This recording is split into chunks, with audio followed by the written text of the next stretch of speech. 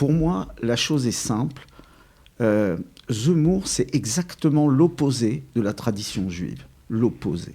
C'est-à-dire que c'est la mesquinerie, le repli sur soi, l'incapacité d'accepter l'autre. Les Juifs qui vont voter Zemmour et qui sont très nombreux en Israël. Il y avait beaucoup de réserves sur les sujets sensibles qui ont été évoqués, d'accord ? Mais quand ils ont compris, quand on les a mis face au texte, ces gens-là, et avec une écoute attentive et non pas sélective, d'accord ? Eh bien, leur avis a beaucoup évolué dans le sens de « on rejoint Zemmour ».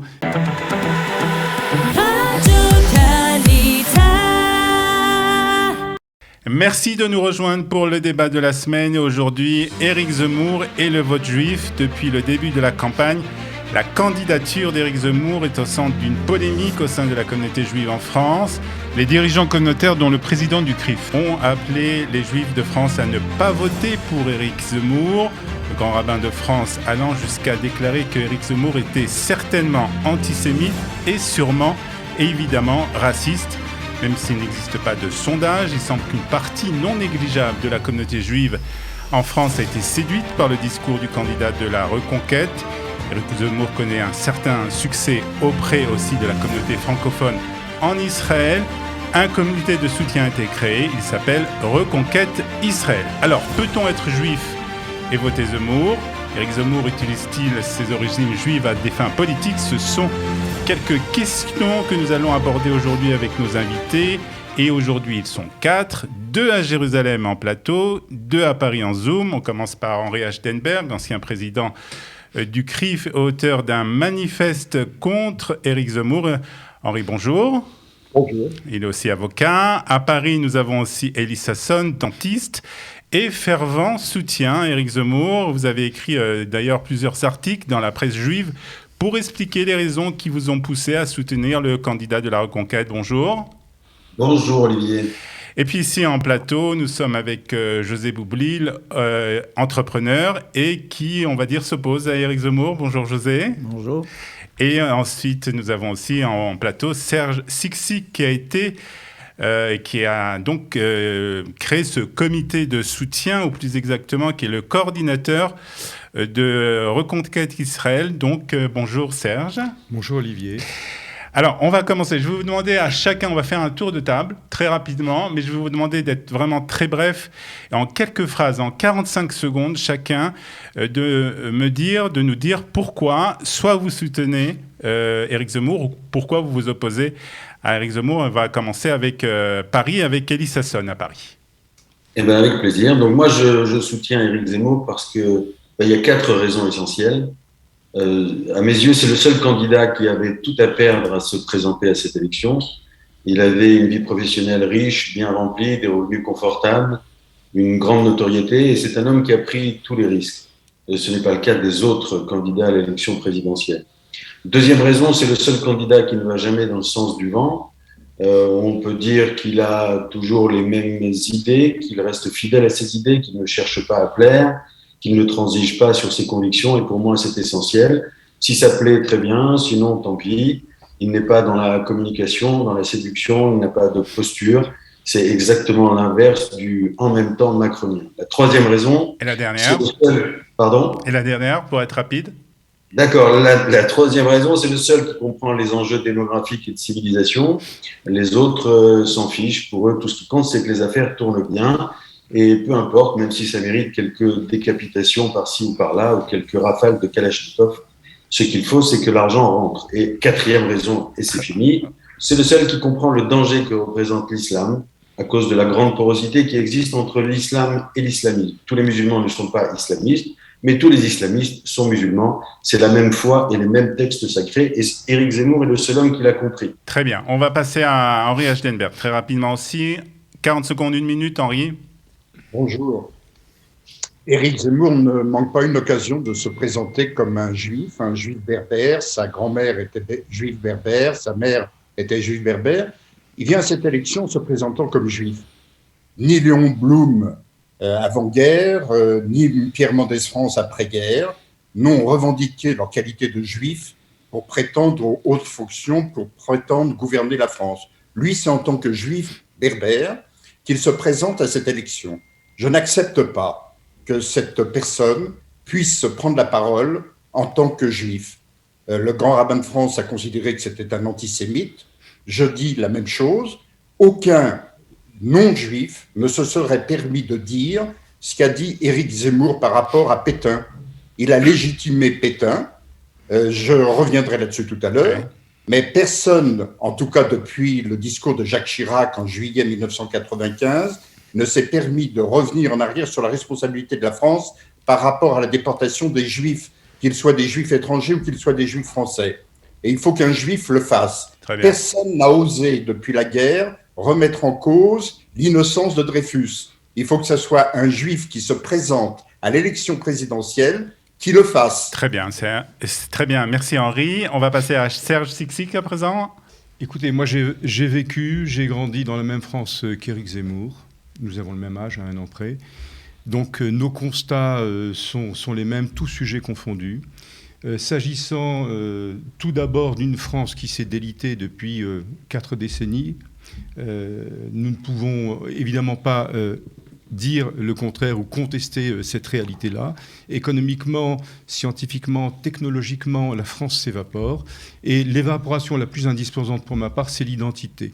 Alors, l'identité, c'est un gros mot pour certains. Pour nous, c'est une notion essentielle. Pour nous, dans l'absolu, en tant qu'homme, en tant qu'humain, mais peut-être davantage en tant que juif.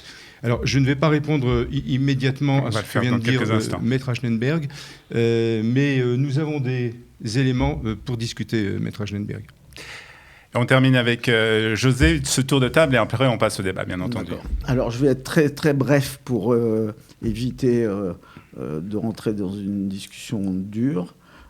Pour moi, la chose est simple. Zemmour, c'est exactement l'opposé de la tradition juive. L'opposé. C'est-à-dire que c'est la mesquinerie, le repli sur soi, l'incapacité d'accepter l'autre. Alors évidemment, je reprends ce que vient de dire Maître Aschenberg. Moi, remettre en question l'affaire Dreyfus, légitimer Pétain, estimer même que les enfants de Toulouse qui vont se faire, c'est pas eux, les parents vont les enterrer en Israël, ils sont donc plus tout à fait français. Je suis révolté. Et je rajoute, parce que ça ne concerne pas que les Juifs, dire que les enfants handicapés doivent être mis à l'écart des classes. D'accord ? Tout cela relève de l'enfermement, du repli sur soi et de la certitude qu'on a la vérité dans le débat, absolue. Olivier. Je voudrais qu'on commence ce débat, puisqu'on vraiment on parle de la communauté juive, et je voudrais m'adresser soit à Elie, soit à vous, Serge, celui qui veut répondre, sur justement ce que Maître Aschenberg, ce que Henri nous a parlé, c'est-à-dire des propos concernant le maréchal Pétain. On a parlé aussi de Dreyfus aussi. On voit que dans des supporters qui sont autour d'Éric Zemmour sont des antisémites ou des fascistes. Ça ne vous dérange pas quelque part ?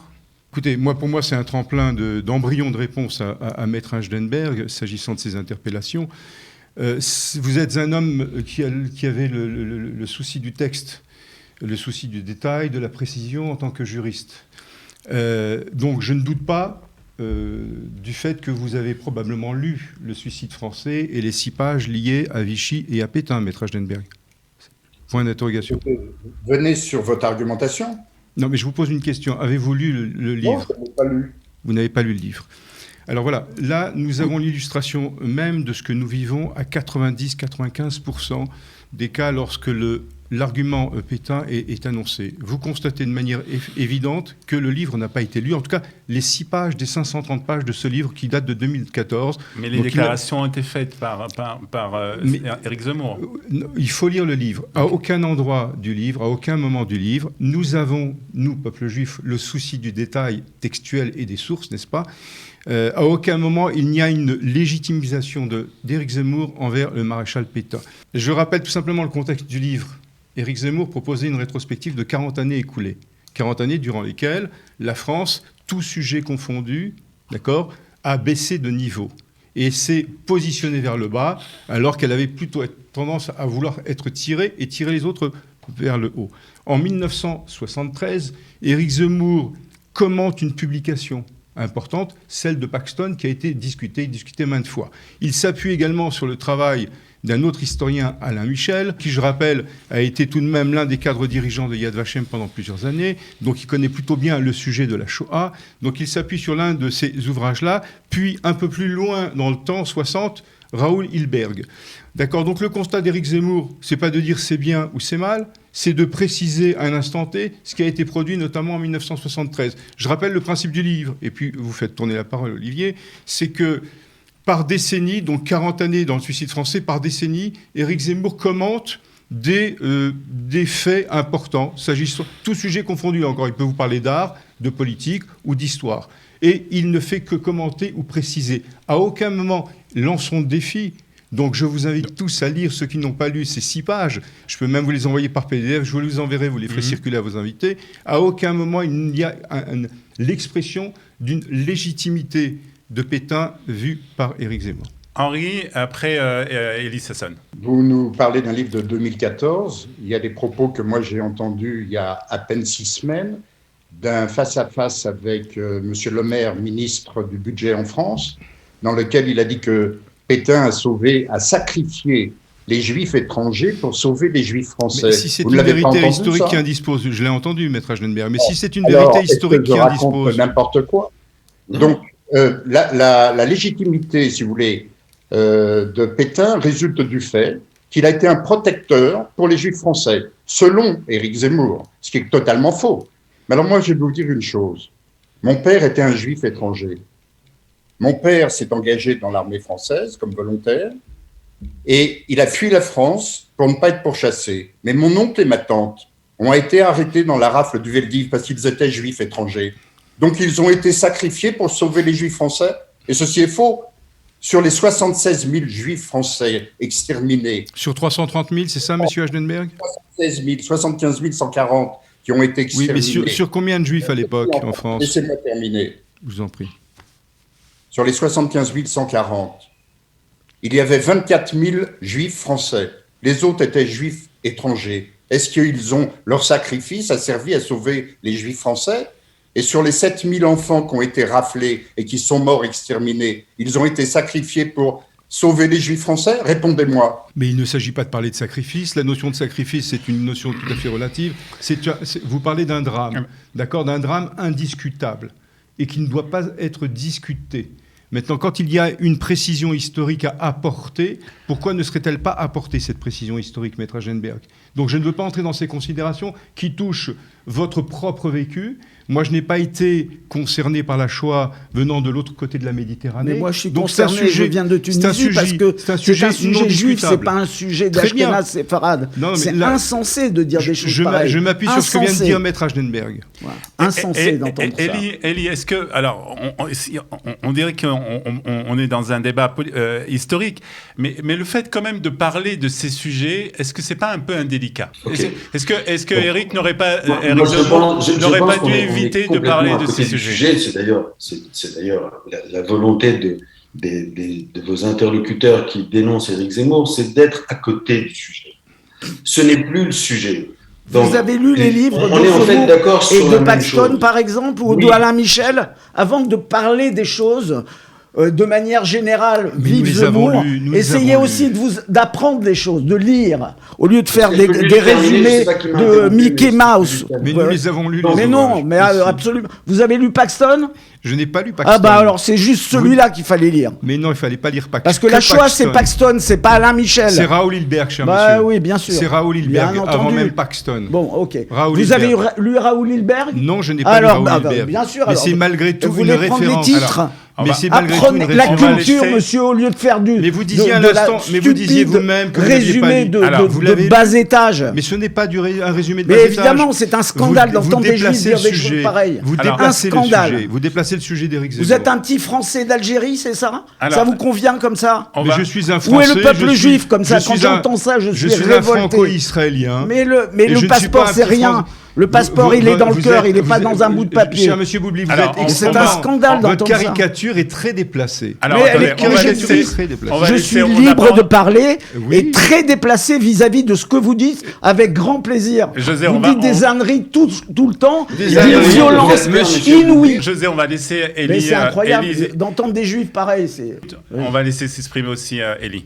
Bon, donc le débat sur Pétain, franchement, je peux y revenir, mais alors vraiment 10 secondes, parce que je pense que c'est pas là l'essentiel. Le débat sur Pétain, tout le monde est d'accord sur les faits.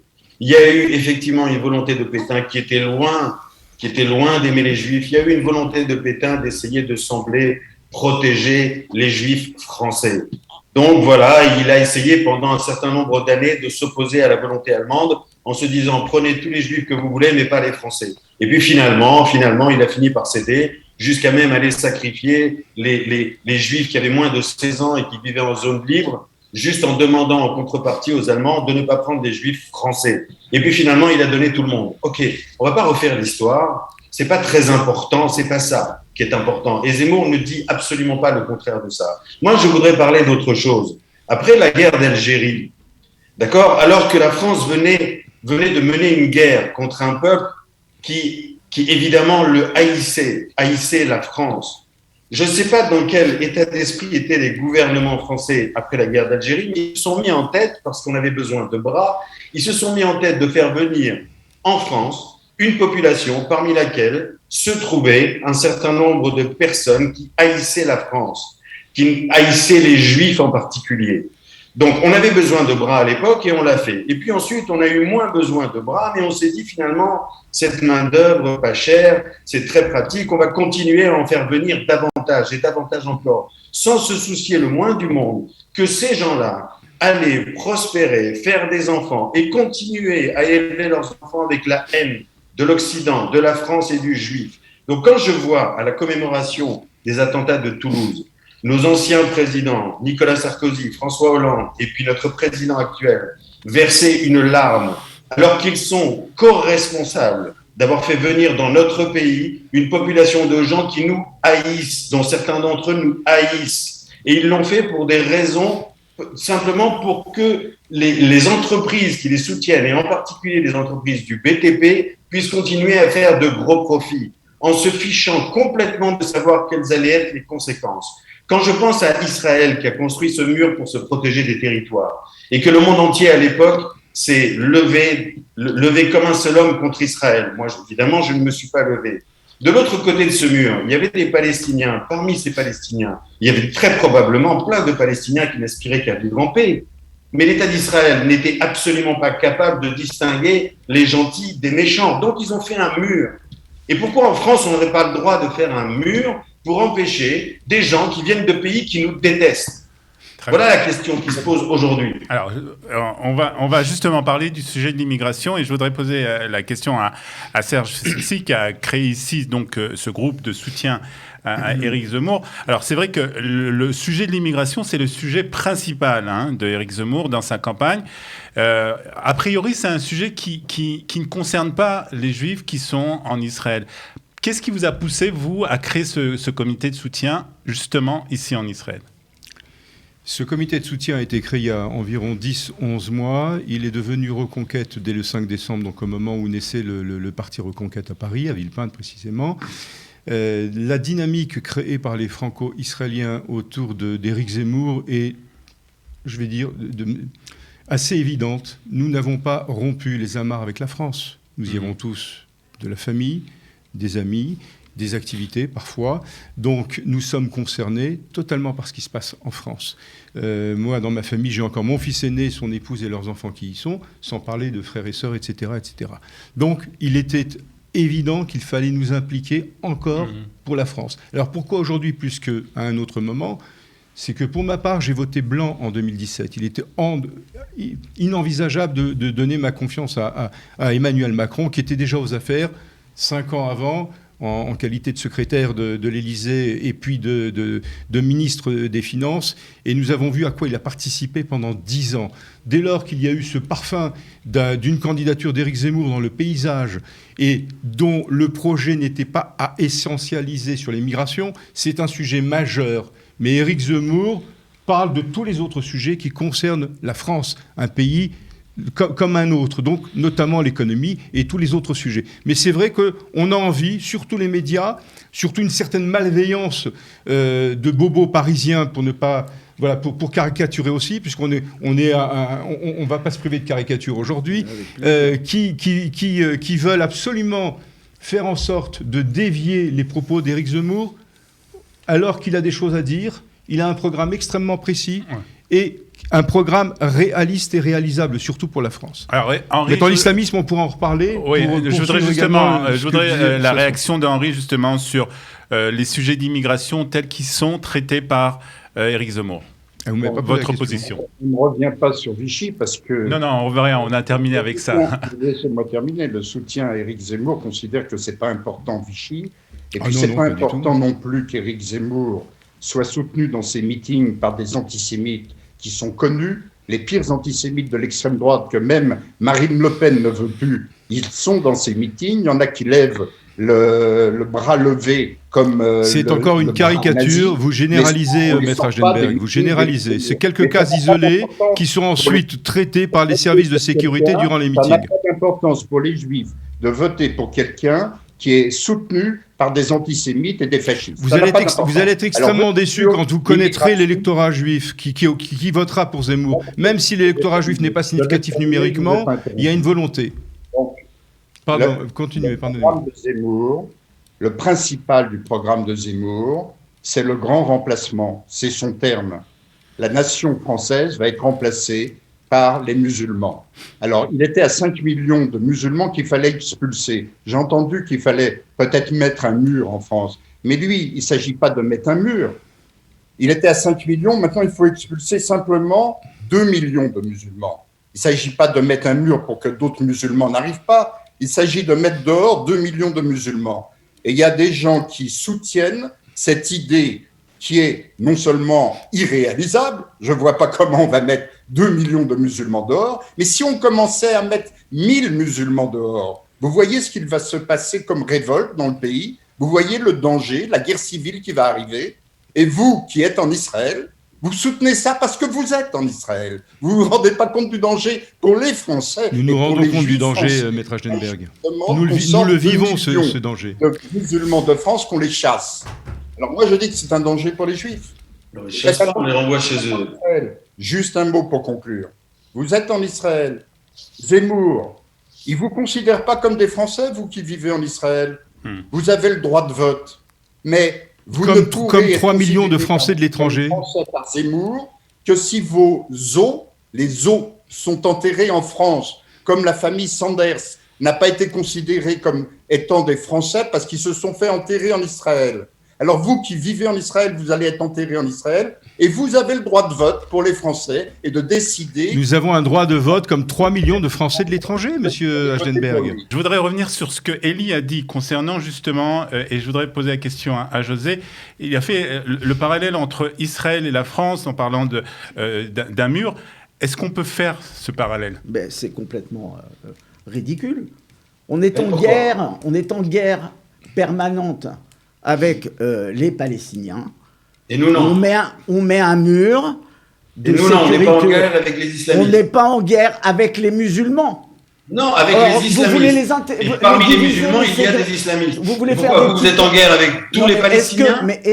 Laissez-moi terminer, si vous voulez bien. Oui. Vous voulez faire quoi, exactement ? Prendre des musulmans et leur dire, toi, t'es islamiste, toi, t'es un mec moyen, modéré. Justement, non. Et on fait un petit coup de camp de la mort aussi pour ceux qu'on met de côté pour les terroristes. Écoutez, c'est hallucinant de comparer la situation en Israël avec les Palestiniens et la situation des musulmans de France. Alors, je vais vous donner juste un exemple parce que je ne sais pas ce que vous faites dans la vie. Moi, je vous explique, j'ai fait quelque chose, 2-3 petites choses dans les affaires. J'ai eu 10 fois dans ma vie, 10 fois, un associé musulman dans des sociétés de haute technologie. 10 fois. Je n'ai eu aucun problème, ni d'éthique, ni de gentillesse, ni de respect, ni de rien du tout. Ça s'appelle une bonne expérience, monsieur Boublil. C'est une excellente expérience. Ça s'appelle une bonne expérience. Vous voulez jeter l'anathème sur l'entière population musulmane de France. Personne ne jette l'anathème sur tous les musulmans. Et alors comment vous allez faire la Personne différence ne jette entre les l'anathème. bons? Comment allez-vous faire la différence Ce sont entre les bons des et les pas raccourcis. bons? Je ne la fais pas, C'est vrai que les justement. Juifs sont Je tous ne la fais bons. pas. Les Juifs sont tous bons, formidables. Alors eux, ils n'ont pas besoin d'être répartis. Et les musulmans, c'est en grande majorité, évidemment, en grande majorité des salopards. C'est ce que vous dites? Alors, je sais, on va laisser répondre Elie, justement. Comment on fait la différence, justement? Écoutez, c'est très simple. Je vais vous donner un exemple. On a tous ici vu probablement un film policier dans sa vie. Imaginez un film policier, vous avez l'enceinte d'un bâtiment dans lequel un crime a été commis. Et la police encercle le bâtiment. Quelle est la première réaction de la police? La première réaction de la police, c'est de dire « personne ne quitte le bâtiment ». Donc, quand moi, citoyen français, ou imaginons que moi, je sois président de la République, si je sais que dans un pays, par exemple l'Algérie, le Maroc ou la Tunisie, si je sais que dans ces pays, il y a des gens qui n'aspirent qu'à une chose, c'est tuer mes enfants. Je ne parle pas de manger dans mon assiette, je parle de tuer mes enfants. Si je sais que dans ces pays, il y a des individus qui veulent tuer mes enfants, aucune personne venant de ce pays ne sera autorisée à rentrer en France. Et c'est pour ça que je fais un parallèle avec Israël. Il y a plein de Palestiniens très bien intentionnés dans les territoires. Absolument. Ils n'ont aucune envie de faire la guerre à Israël. Absolument. Et pourtant, Israël a fait un mur. Mais parce qu'Israël n'est pas capable de différencier les gentils des méchants. C'est la guerre quand même. Et la France n'est pas capable de différencier Écoutez, moi, les ça fait gentils 18 des ans que je méchants. suis là, il y a eu Donc la 3 France guerres. doit fermer Vous êtes ses gentils. frontières. Lorsque l'islam aura fait une révision de ses propres textes, lorsqu'il n'y aura plus de porosité aussi grande entre islam et islamisme, alors on pourra revoir la question. Mais on est encore très loin du compte. Vous avez des copains musulmans? Vous avez parlé avec des gens? Bien sûr que j'ai des copains musulmans. Je me sens très proche des musulmans. Une sorte de fantasme du mec basané qui a égorgé au FLN un mec de l'OS. Non mais c'est l'islamisme se nourrit et arrive à croître dans l'islam. C'est comme ça, vous n'y pouvez rien. Non mais vous êtes plein de contradictions. D'abord, vous parlez des Palestiniens. Vous avez 20% d'Arabes israéliens qui sont musulmans, qui vivent à côté de vous. Donc, en France, on n'est pas à 20%, on est à 5% peut-être de musulmans. Mais vous ne pouvez pas chasser les musulmans d'Israël. Les Arabes israéliens détenteurs d'une Théodat Zéhout. Si Israël pouvait chasser les musulmans, vous croyez qu'il ne l'aurait pas fait? Alors vous êtes partisan de chasser les musulmans d'Israël. Je n'ai pas dit ça. D'abord, je ne suis pas israélien, donc je ne m'en mêle pas. Je vous dis juste que Israël est obligé de faire avec sa propre situation. En Israël, il y a 20% de la population qui sont des citoyens israéliens musulmans. Comment voulez-vous qu'ils fassent? Mais vous noterez qu'Israël a plusieurs axes dans sa politique qui consistent à essayer de limiter la croissance de la population musulmane au sein d'Israël, notamment augmenter et favoriser la natalité dans la communauté juive, notamment essayer de favoriser la aliyah, etc. C'est parce qu'ils savent bien qu'il y a un danger démographique. Et ce danger démographique, il existe aussi en France, peut-être dans une moindre mesure, mais il existe. Alors, je voudrais rebondir sur ce sujet qu'évoque Elie. Poser la question à José. Ce qu'il évoque un peu, Elie, il parle un peu du risque identitaire pour Israël. Et je voudrais poser la question, en fait, ce que Éric Zemmour parle, il parle aussi d'un risque identitaire pour la France. C'est un sujet qu'on connaît bien ici en Israël, qu'on essaye de se protéger. Est-ce que ce n'est pas un sujet qui vous parle ? Évidemment, si vous voulez, la question, elle est très simple. L'identité de l'islam est une identité forte. Celle des juifs également. Celle des chrétiens aujourd'hui est une identité marécageuse, d'accord ? Donc on se dit, mais qu'est-ce que c'est que ces gens-là qui veulent affirmer leur histoire, etc.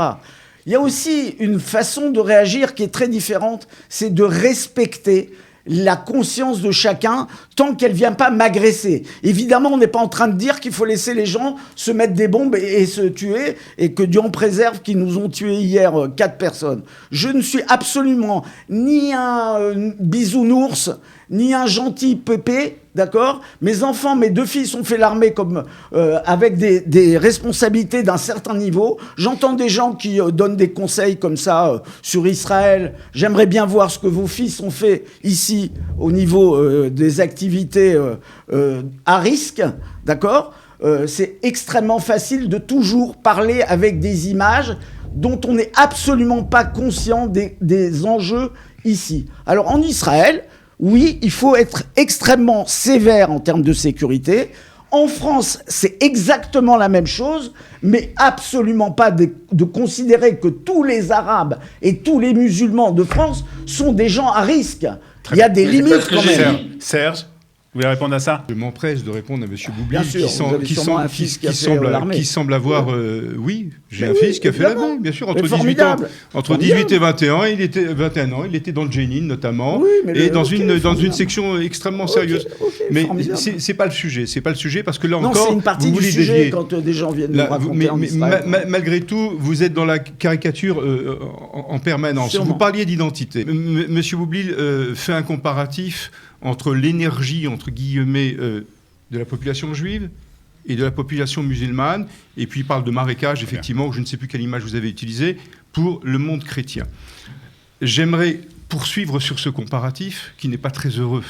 D'accord ? Le principe juif, avant tout, où que nous soyons, c'est de nous adapter au pays dans lequel nous vivons. Vous connaissez très bien ce concept, probablement mieux que moi, le Dina d'Immalchuta Dina. D'accord ? Donc la loi du pays, la loi du royaume et la loi. Nous, on en a fait un drapeau.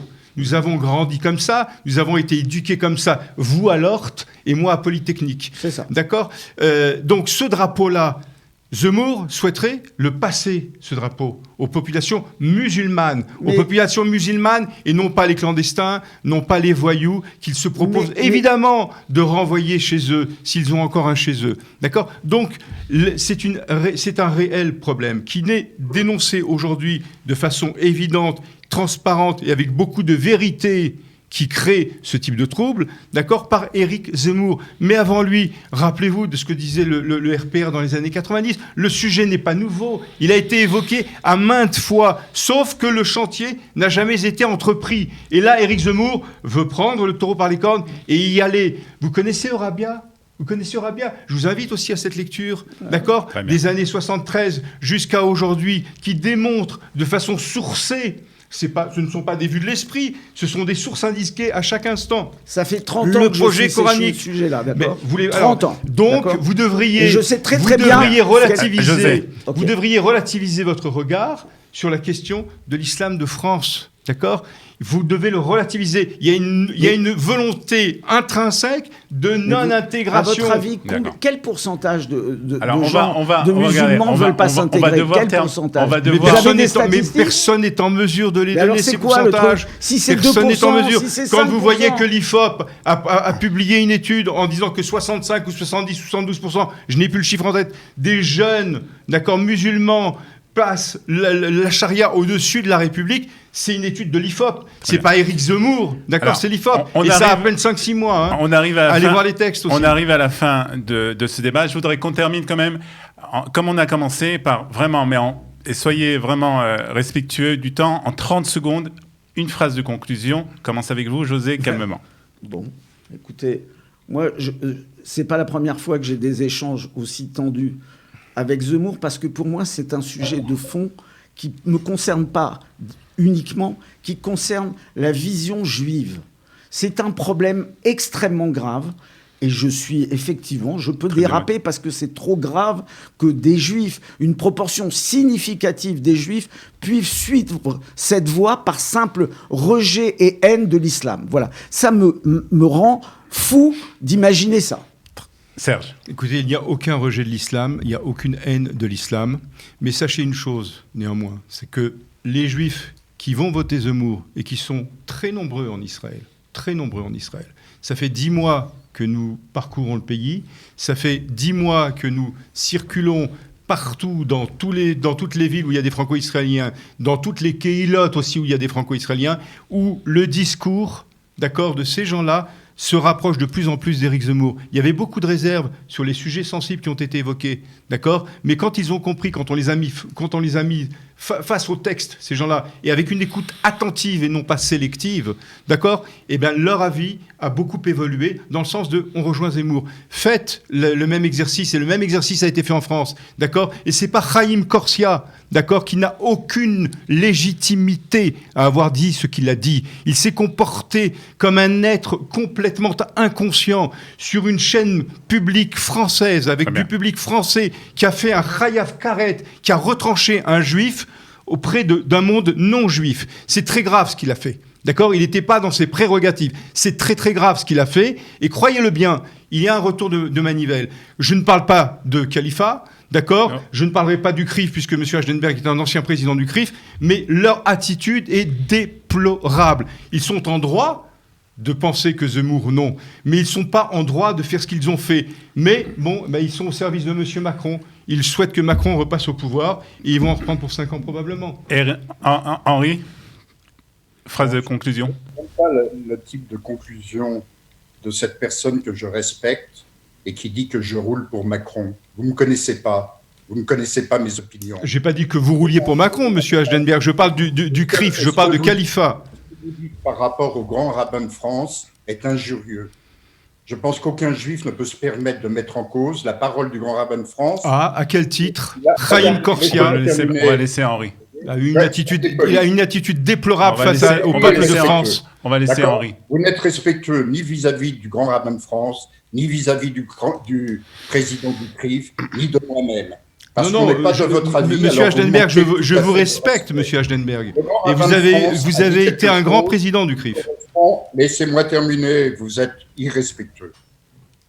Le grand rabbin de France a pris ses responsabilités parce que nous n'aurions pas accepté qu'un non-juif dise ce qu'un juif qui s'appelle Éric Zemmour puisse dire.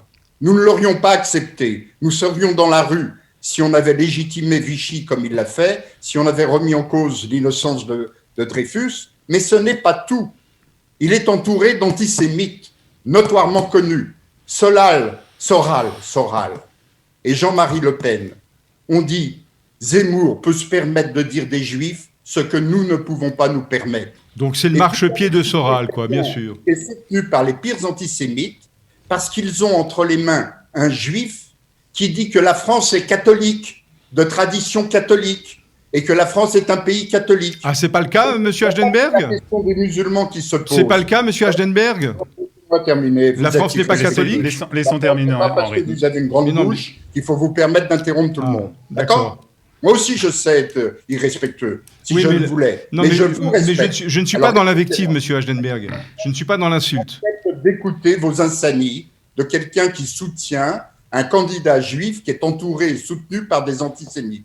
Voilà la réalité. Et les antisémites sont heureux de l'avoir comme candidat, parce que c'est un juif qui peut se permettre de dire des choses qu'aucun goy ne pourrait dire. Et c'est pourquoi le grand rabbin de France l'a traité d'antisémite. Très bien. Ouais, et vous trouvez ça légitime ? On est obligé de terminer. Avec Elie, on va lui laisser aussi la parole. Vraiment le plus rapidement possible, si on est obligé de terminer. Je vais essayer. Je préférais ne pas répondre à tout ce qui a été dit et plutôt parler du vote juif en général, en guise de conclusion. C'est très complexe de déterminer la raison pour laquelle un juif va voter contre ou pour Zemmour. D'abord, bien sûr, il y a l'endroit dans lequel il a vécu. Selon qu'un juif a vécu en banlieue ou qu'il a vécu dans le 16e arrondissement, selon qu'il a été confronté ou pas à l'accroissement de l'immigration, forcément son vote va être différent. Selon son histoire familiale, ses origines, qu'il ait été ashkénaze ou séfarade, que sa famille ait été touchée directement par la Shoah ou pas, selon sa profession aussi, c'est-à-dire selon que ce soit un juif qui soit un ravi de la mondialisation, ou alors que ce soit un juif qui est un ancrage territorial, un ancrage local. Tous ceux qui ont un métier d'import-export dont la pérennité va dépendre étroitement des échanges internationaux, ils vont forcément voir d'un mauvais œil toute forme de protectionnisme. Et Zemmour, évidemment, va amener probablement une forme de protectionnisme. Tous ceux qui tirent profit du faible coût salarial des pays en voie de développement vont forcément voter contre Zemmour. Ensuite, quatrième raison, il y a l'importance de la foi. Selon qu'on soit, parce que le sionisme fait évidemment partie de la foi juive, et il y a cette espèce de schizophrénie de la double allégeance. Et Zemmour, justement, refuse cette double allégeance. Non pas qu'il soit opposé à ce qu'un juif ait un attachement à Israël, mais parce qu'il considère que l'attachement à la France doit passer avant toute autre allégeance. Et enfin, je dirais, dernière chose pour conclure, qu'il y a une sorte d'atavisme chez les juifs de diaspora. Un atavisme qui ressurgit à toutes les époques et qui rappelle aux juifs la nécessité de ne pas faire parler de soi, d'être discret. Et c'est exactement ce dont souffrent les membres du CRIF, le grand rabbin de France, comme si en affichant trop sa judaïté, on risquait de déclencher une vague d'antisémitisme meurtrier, des pogroms, des rafles, que sais-je encore. Alors voilà la raison pour laquelle tous ces gens-là sont contre Zemmour. Mais Zemmour ne s'est jamais affiché en tant que juif. On lui a renvoyé sa judéité au visage. Et alors, il en a parlé. D'accord ? Et c'est ça que je trouve inadmissible. Alors, moi, ce que je veux simplement dire, juste un mot. Pour ce qui me concerne, je dois tout à la France. J'ai grandi dans ce pays. J'ai étudié dans ce pays. J'ai eu un bon diplôme. J'ai prospéré. Je m'y suis marié. J'ai fait grandir mes enfants. Et donc, quand je vois tous ces juifs qui finalement considèrent ne pas avoir de dette envers ce pays, je suis révolté, je n'arrive pas à comprendre. Très bien, on va terminer. Je crois qu'on pourrait continuer encore longtemps. Il y a encore beaucoup de sujets qu'on aurait pu évoquer. Peut-être qu'on le fera à un autre moment de cette campagne ou après les élections. En tout cas, merci d'avoir participé à ce débat et à très bientôt. Bye bye.